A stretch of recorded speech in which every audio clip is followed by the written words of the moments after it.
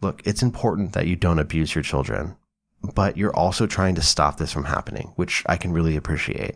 And I'm glad that you have this self-awareness. Hey everybody, before we start the show, I want to make a couple disclaimers. This show does cover a wide variety of topics related to mental health and life in general, and some of those could be sensitive for you.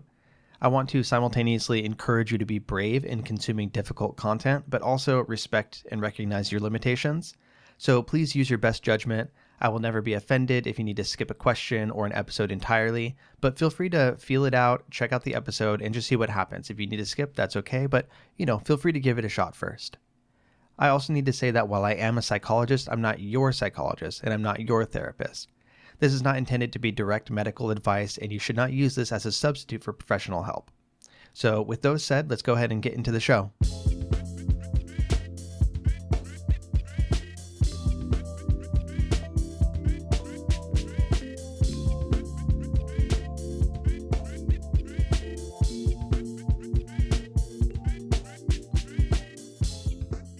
All right. Hello, friends of all varieties. This is the Hardcore Self-Help Podcast, episode 369. I'm your host, Dr. Robert Duff, aka Duff the Psych. I make mental health content for real people just like you. And today I have a question and answer episode with two very good questions from listeners like yourselves. If you would like to send me in a question for the show, I would greatly appreciate it. You can send me an email to duffthepsych@gmail.com or go to duffthepsych.com and use the contact form there. Either way works. And for everybody that has written in recently, I appreciate you. And I appreciate everybody who's listening. So not too much preamble here before getting into the episode. I did want to give you a quick update. If you are following my page, the Duff the Psych page on Facebook, or you are in the Hardcore Self-Help Facebook group, you've already seen this, but I am nearing the end of my first draft of the Bipolar Answers book, and it's going really, really well. And I posted on there just asking for kind of feedback from you guys about what else you would like to see included. So I basically just put kind of a quick little summary of what each sort of chapter is and what it includes, what I talk about in there. It's very broad, talks about many different things. And so I was just trying to get some feedback from you guys. So if you haven't checked that out yet, please go over to Facebook and have a look. Let me know if there's anything else you want to make sure I include in the book. I'm definitely thinking that I'm going to be able to have at least the first draft done, before the end of the year. And then hopefully from there, it'll be a quick turnaround to get it actually off the ground and published. So very excited about that. Thank you for your patience. I know it's been kind of a long time coming, but I think it's going to be a good one. So with that, why don't we go ahead and jump into the episode proper. Here is the first question. It reads, "Hi, thank you so much for your podcast and all you do. I've been listening on and off for years, and it's helped me through some hard times. Here's my question. How do I manage the intense fear and anxiety around backpedaling or falling back into bad habits and depression? Context. I'm a 26-year-old woman who's doing well, stable and successful career, healthy relationship, healthy lifestyle, going to therapy bi-weekly, and no longer on any medications for my mental health. But 4 years ago, I had come out of a nearly 2-year-long deep, dark depression where I was suicidal and needed Xanax to get through the day, and I was overall unwell. Now that I've been stable for a longer period of time, and I love where my life is at, I have awful anxiety and intrusive thoughts around falling back into a depression and being in that state again." So, hello, thank you for the question, and thank you for listening over the years. Appreciate you. This is another one of those questions that I think will be relatable for a lot of people. Because this is something that a lot of people are worried about. Essentially, what you're saying here is that you've been through some really hard shit. You spent 2 years, at least, in the depths of depression and nearly didn't make it out alive. But you did. You kicked ass. You found a way to get to a much better place where you are now. But you're scared of losing it all, and you're scared of returning back to that place that you were in before. And that fear is big enough that right now it sounds like it's getting in the way of you enjoying the beautiful life that you've created for yourself. So definitely worth writing in about this, and what you're saying makes a lot of sense. So a couple things up front. First off, I love your story because it's one that should give people hope. When you're in those deep depressive phases, it can feel so hopeless. It can feel like there's no point in trying to improve because life can only get incrementally better. At least that's what it feels like, right? You feel like you're never going to have a good life that you enjoy. That only happens for people who have mild depression or just make up their depression or something like that. But no, That's not true. You are living proof that you can claw your way out of a deep depression, and it's totally possible to be in an entirely different place.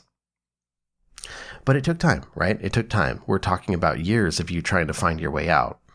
And that may seem like forever, especially when you're in the thick of it, right? Every month, every year seems like a very, very, very long time because it sucks. But if things remain on this course for you, if things remain stable, this depressive episode that almost ended you will only be a small blip on your life's timeline, right? 2 years in the context of a lifetime full of joy and happiness. And I don't want to say it's not that long because, every moment matters and you suffered, but it's a small blip on that timeline of your life. And so keep that in mind to anybody who's in the thick of it right now or who has been recently. It's possible to get out and it's possible to live the majority of your life in a better place. So speaking of your life's timeline, you're 26 right now. And if I'm interpreting the way you wrote your question correctly, that means that you were about 20 when you started falling into that really dark depression. Now, it's important to realize that the part of your brain that's involved with complex reasoning, with personality, with learning about cause and effect, decision-making, judgment, I'm talking about your frontal lobe or the frontal lobes of your brain, that doesn't even finish developing until your mid-20s, if not like 30, right? But at least your mid-20s. So please take that into account when you're thinking about your particular situation. You're literally a physiologically different person than you were back then. You're fundamentally different. So that's something that you need to keep in mind, right? When you're considering your situation, it's a different context than where you were at back then. And to be clear, I don't blame you at all for being worried, for being anxious about slipping back into depression. It's terrifying, but you're not the same person you were back then. Through your hard work, you've built new strategies, you've gained knowledge, and you've gotten to know yourself better. Maybe you've expanded your network, whatever you've done to get to here, all of those things continue on regardless of how your mood state may fluctuate over time. And because you put so much effort into bettering yourself and figuring out how to reduce the impact of your depression, right now you're way better equipped to recognize the signs that you're backsliding. And instead of succumbing to it and just going deep and dark, you can notice it. You can adjust course and you can keep your head above water in a way that you would not be able to do back then. And that's because of all the effort that you put in, right? So there are permanent gains there. And even if you find yourself in a different spot, it's still going to be different than it was back then. What happened before was you were in the murky, just gross, shitty depths of depression and you were stuck. And when you're stuck, it's so hard to get out. It's a constant uphill battle. There's no reinforcement for it. So you have to kind of have faith that the pushing is going to work at some point. And that's hard to do when you're depressed because depression lies to you and it says, no, that's not going to work. There's no hope here. And it's very convincing.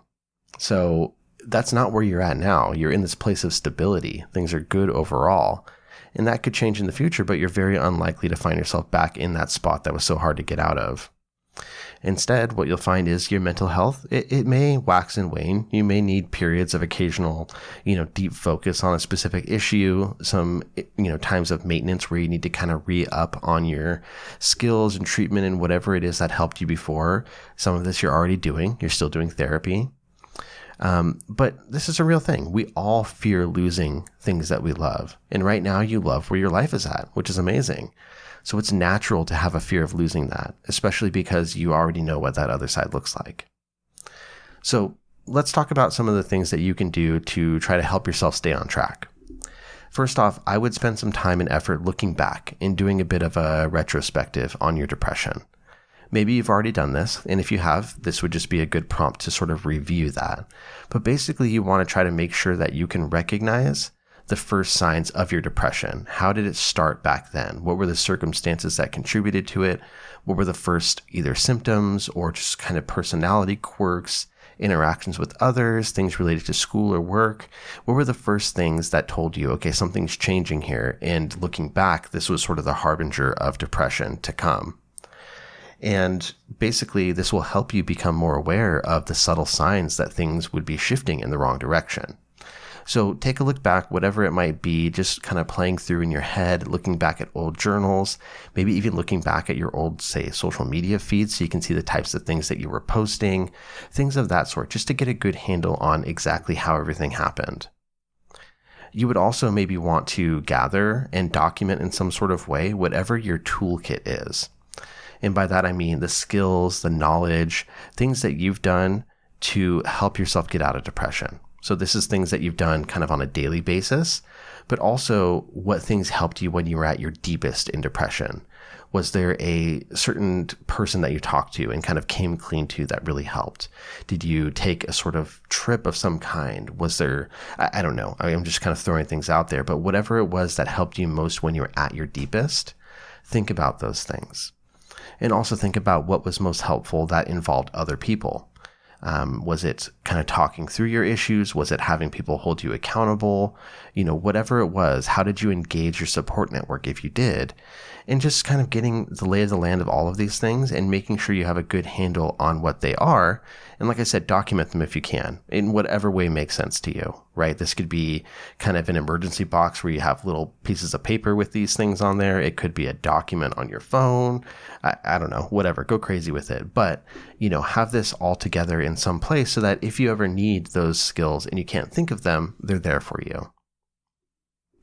If you do have people in your life that you can trust, that you can be very honest with, you can also ask them to be very honest with you, right? Let them know that you're worried about potentially going back into a depression. Maybe you don't feel like you're starting that right now, but while you're currently stable, you want to let them know that they can always point it out. They can always tell you if they think you might be sliding back into it. Because sometimes it's really, really hard to see from the outside what other people would see. Well, I guess you can't, right? You're on the inside. So sometimes it does take that external perspective and people seeing you in a different context to really help you understand, okay, this is happening. And when I say other people, obviously your therapist counts, but sometimes your friends or family, people that are very close to you personally, they can see you in context that your therapist wouldn't. So that's something to consider as well. I'm going to continue with the question here, but first let me take a quick break and talk about our sponsor. All right, today's sponsor is BetterHelp. This is a very relevant sponsor to the question that we're answering right now because, we all get stuck sometimes. Sometimes it's in the short term, sometimes it's in the long term, but there are points in all of our lives, I think, where we know what we should do, we know what we wish we wanted to do, but we just can't seem to find a way to do it. And so therapy is a really good way to figure out what's holding you back, to get some accountability and help you work on yourself instead of working against yourself. Many, many people have benefited from therapy for reasons like this. And if you're thinking about giving therapy a try out BetterHelp. It's entirely online. It's designed to be convenient and flexible and suited to your schedule. You can do it from anywhere. You just fill out a brief questionnaire and that will get you matched with a licensed therapist. And if you need to switch therapists at any time for any reason, you can do so at no additional charge. So if it's not a good match, that's okay. You could find somebody else. So let's try to make your brain your friend with BetterHelp. Visit betterhelp.com/duff today and get 10% off your first month. That's BetterHelp, HELP.com/duff. Okay, let's get back to the question here. Okay, so speaking about your therapist, it's really great that you're continuing treatment. You said bi-weekly, which I hate the way English works because bi-weekly, does that mean twice a week? Does that mean every 2 weeks? I'm assuming in this case, since you're doing pretty well, it's every 2 weeks. But with your therapy, if you haven't yet, it could be really beneficial to dive deep, to look for depth and look into the origins of your depression. From my perspective and kind of the way that I organize my approach to therapy, gaining insight, so knowledge about where depression came from in the first place, things like your familial patterns, past traumas, other sort of depth-related topics that aren't just addressing the symptoms and helping you get by in day-to-day life, but the deeper stuff. Getting that sort of insight is one of the best shields that I think you can make to help you avoid relapsing back into depression. Right? There's a lot of work that can be done on the day-to-day stuff. And this is where I think something like CBT is really good, helping you manage your thoughts, helping you kind of reinterpret situations and stop, falling into thinking traps and stuff like that. A lot of solution-focused approaches are good for similar things. But then when it comes down to it, once you've sort of stopped that bleeding, gained some skills and some stability, I think really what helps is going deep and learning about the origins and what the underlying factors for all of this are. And that's what's going to help you avoid, the possibility of falling back into that in the future. I think for you, it's also important to remember that you have options. So let's say that you are starting to become depressed again. It does happen. You realize, I'm showing some of those signs. I think I'm going back into depression. There's a lot of stuff that you can do. You could ease up on things like your work and career. I don't know if you're very type A and tend to stress yourself out with that stuff, but you could pull back on that a little bit. You could go back on medication. You said you're off now, but you could always go back on temporarily. Many people do this. They get off medication, but then they go through a really hard time in their life. Like, let's say, a family member died or lost your job, or lots of those things that we don't want to happen. But sometimes life throws you for a curveball, throws a curveball at you, throws you for a loop, whatever. My idioms aren't working. But, sometimes life doesn't give you what you want, and medication is still there for you, right? So you can go back on it for a matter of months or something like that, and then potentially go off again. So that's another option. You could increase the frequency of therapy, or you could even find another provider for therapy if that would be necessary. Like I said at the start of this response, you're not the same person you were back then. If you were to find yourself back in that place, it's not the same sort of inevitability. It's not the same sort of stuckness that you would have before. It's not like you're going to be screwed. You have options, and you have the power to get yourself back out and respond in a way that's going to help you move forward and get back on track. Like I said, I don't blame you for having fears about this, but I don't want you to just let those fears about what if this happens, what if I fall back into depression, I don't want you to let those fears just sit there and plague you. This isn't the sort of thing where you want to avoid thinking about it, right? It's not like thinking about it more often is going to manifest it into coming true. If you don't get the thoughts off your mind, off your chest in some sort of way, they can definitely become bigger and scarier and invade your life more. Whatever we avoid tends to get bigger, and that includes our thoughts, right? So if you're trying to push away thoughts about this, if you're trying to really like, oh God, I can't think about this, I don't want to go there again, then it's going to start butting its way in. It's going to be like, nope, sorry, asshole, I'm here one way or another. So definitely I encourage you to approach these thoughts, whatever way that might be for you. Journal about them, process them in therapy, talk it out with friends, write them on a piece of paper and attach them to something that you break in a rage room. I don't know, anything. Do whatever you need to do to make sure your brain isn't just rolling the thoughts over and over and over and hoping for a solution. Now, let's take a left turn, because a totally different approach that's complementary here would be gratitude. Channeling your fears into gratitude. The reason you're so afraid of finding yourself back in a depressive episode is because you're grateful for what you have. You don't want to lose it. So you can use that when you find yourself dwelling on the what if possibilities of losing this beautiful life that you've built. Try to catch yourself and redirect that into a gratitude thought. So for example, let's say that, you got bad sleep one night and you woke up and you just don't have energy. You're feeling unmotivated. And then you catch yourself maybe having these anxious thoughts and thinking like, oh God, is it here? Is it finally here? Am I back in a depression? Have I run out of fuel? Am I going to slip back into that deep, dark place? Catch yourself. Try to recognize, oh, I'm having these depressive thoughts. Okay. I'm allowed to be worried about this. And also, this is because of gratitude, right? I'm worried about losing what I'm grateful for. So what am I grateful for? Well, I love every day that I get to have the energy to push forward in my career. I'm so grateful for the chance to work in a job that I actually enjoy, unlike so many people that I see out there.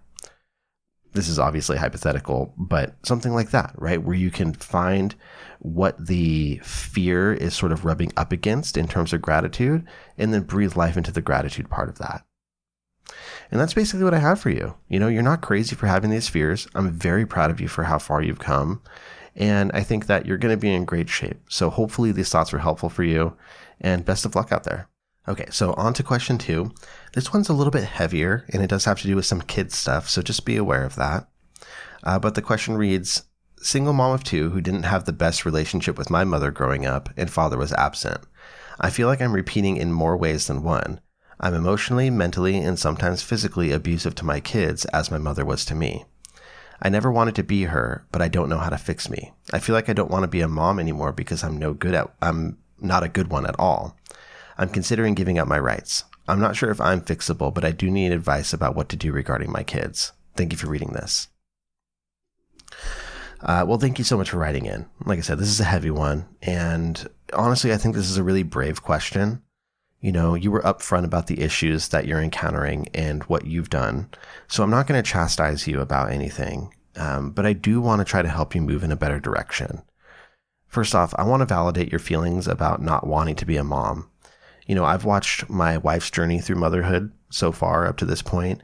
My own mother had me at an extremely young age. So I have a behind the scenes look at the ways in which motherhood isn't just what they show you on TV or in movies, right? It's different than that. And obviously I'm not a mother, but I've had that perspective through the people that I love. And so, I do want to validate those feelings. I imagine you come across people in your life who interpret your consideration of giving up the kids as selfish, but I actually see it as a compassionate act toward your kids. You want them to have a better life than you have had, like most parents do, but you also have the self-awareness to see that right now you're not able to give that to them. You're not giving them that life that you would want them to have. I think that you're doing the best that you can, but with your current abilities, resources, and support, that's just not sufficient to stop repeating these patterns and to find the kind of life that you want for yourself and for your children. So there are multiple options here. Would I prefer for you to be able to find a way to provide a stable and safe home for your kids? Of course, right? If everything could just be better and you could be happy, they could be happy together, that would be what I want. But, giving up your rights, allowing your kid to be with somebody that is able to give them appropriate care in a life that you are not able to give them is totally a valid option, right? It's not ideal, but it is an option, and sometimes it is the best option. So I don't want you to be ashamed for considering that. However, if you're interested in trying to improve your situation and do better by yourself and your kids, I think there are options here as well. The first one is an obvious one, and I would ask, are you in therapy? If not, it absolutely sounds like you need to be, right? You clearly have your own trauma history from your upbringing, and I don't think that that's been processed in a way that's been productive and allows you to live a, stable and happy life. Childhood trauma can be a really, really difficult thing to live with, but treatment is available and it can be very effective. One thing I will say is if you are working with a therapist or you would like to start working with one, you do need to be aware that they have limits to things they can keep confidential. And this is going to vary depending on where you live. So I would definitely do some research and look at the laws there, or just ask a therapist or psychologist that you're working with about it. But, you talked in the question about how you have physically harmed your kids in the past. And if you talk about that sort of thing, if you talk about stories of harming your kids, they may be required to make a report to the relevant authority about that. That doesn't mean that you aren't able to talk with them about it. And in some cases you really should, but it is something that you need to be aware of. Now, I'm not sure what your particular psychiatric situation is and what kind of treatment you may or may not be getting, but I have seen situations like this where medication also really helps. You may not really think of that as something that is going to be helpful, but something like an SSRI, sometimes even a mood stabilizer, can really help you have better control over maybe the explosive emotions that lead to moments of abusive behavior. Again, I'm throwing stuff out there that I don't really have the context for, so please take this with a grain of salt and see how it applies to your situation. But I have seen instances of, whether it's within a relationship or a parent toward their kids, or even somebody with just, explosive anger problems in the workplace, etc., where medication gives them enough control to make better choices. So that's something that you may consider as well if that's not already in the mix. So please get some professional help if you aren't already getting it. I'm proud of you for writing into the show, but this is way more than I'm going to be able to help you with here. Still going to do my best, but you need some professional help if you don't have it yet. So moving on from that first suggestion, my thought when looking at your question, reading through it, is you seem to be really, really just like under-resourced. I don't think that you have enough help in managing life and figuring this stuff out. So I want to think about some community resources that you may benefit from. Maybe some things that can help take the constant load off of you. What I'm going to do is I'm going to go ahead and collect a bunch of links and put them in the show notes for this episode. So be sure to go check out duffthepsych.com/episode 369. And that's going to have, the show notes for this episode, and included in there, I'll put a bunch of different links to resources. But a couple of them that you might think about. So first off, childwelfare.gov. And I'm assuming you're in the US. These things are going to be different if you're in another country. But for the US, childwelfare.gov is a hub with a ton of different resources. They have resources about adoption and fostering, as well as resources aimed at strengthening families so that doesn't have to happen. If you go to their website, on the homepage, there's a box at the bottom that says find help with a personal situation. And if you go to there, it's sort of like a FAQ type page where there's drop down boxes, but that has links to everything from, grants for single mothers for financial resources to options for parent support. Another similar one is the National Parent Helpline. They have a great website, and it also has a hotline so you can talk to advocates who are trained to help with parenting situations. And they also have lists of parent resources organized by state. So you can go to the state that you live in, and you can find resources for that particular state. So I would highly encourage you to start with any of these resources that I talked about or that I include in the show notes, and just browse around until you find something that seems like it might fit your needs.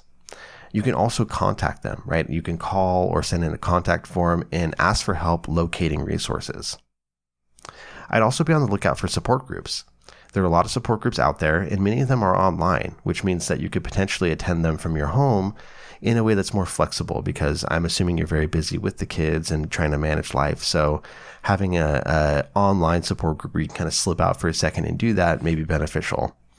But hearing from people who understand, who know where you're coming from, who get it, could be extremely healing and validating for you.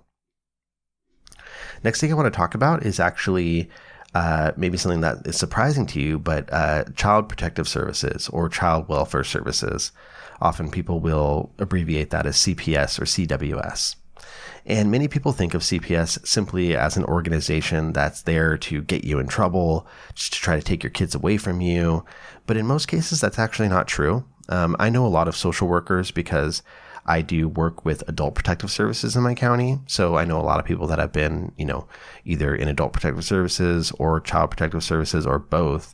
And they don't have any agenda that they want to take the kids away. They would totally prefer for things to work out within the family. That is what they would consider a success. So definitely this is something that you can look into. Resources are going to differ depending on where you live. So I would just have you go online and look up CPS or CWS in your county.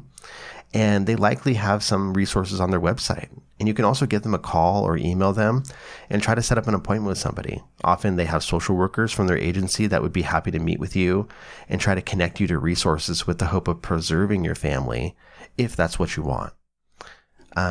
But yeah, aside from getting resources and trying to make the situation safer and smoother for all of you, I think that there's some personal work on your end where you might need to get in touch with who you want to be as a person, who you want to be as a parent.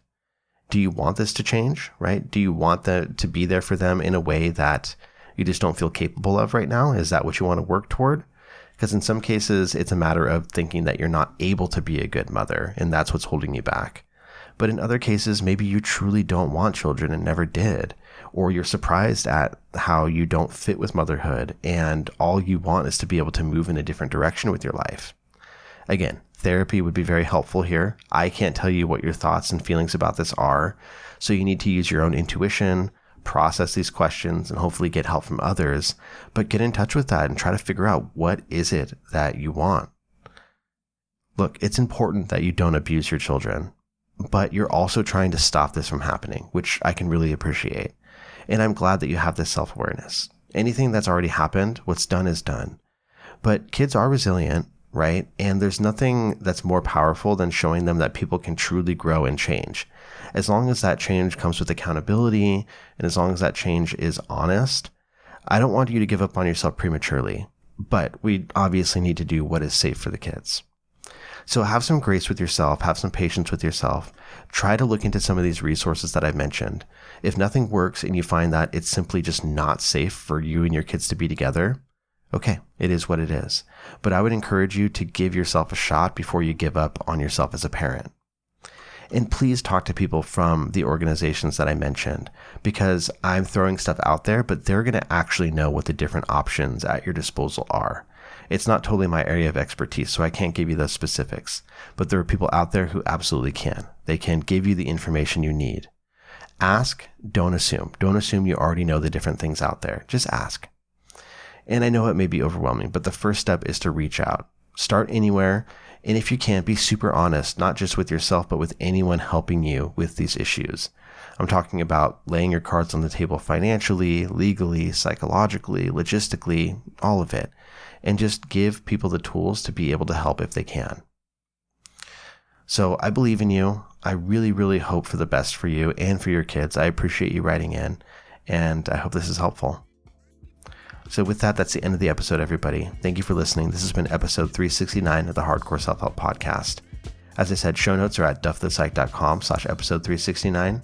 And if you want to send me a question to the show for, future episode, if you want to send me a question, send an email to duffthepsych@gmail.com. All right, guys, take care of yourselves. I'll see you for the next episode.